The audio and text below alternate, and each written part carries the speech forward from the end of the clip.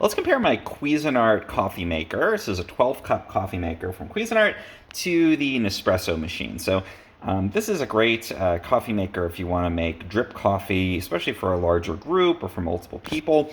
You load up the grounds in the top here, fill this with water, and then you can brew. You can even set a timer to brew at a particular time in the morning, and you end up with coffee in the big carafe down here, again, up to 12 cups at a time.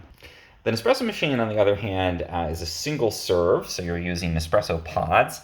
For this, you put the pods in and brew, and it brews very quickly, but you can only make 1 cup at a time. Also, with the Nespresso, you're only making espresso, versus with the Cuisinart, you're only making drip coffee. So just something to keep in mind, whether you like espresso or drip coffee better, that might be a reason to choose one or the other.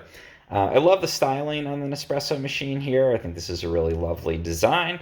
Again, I really like the ability to make that espresso. But it's harder if you're making it for a group because you have to keep loading pod after pod after pod. There's also no timer or programmable function on the Nespresso machine like you get on the Cuisinart. One thing, though, that the Nespresso machine has that the Cuisinart doesn't is this milk frother. So you can make a latte, you can make steamed milk to add to your coffee. Both of them are great. Overall, I use the Cuisinart when I want to make drip coffee or I want to make coffee for a group. And then I use the Nespresso machine when I want to have an espresso, a stronger coffee like that in the afternoon, or if I want to make myself a nice latte.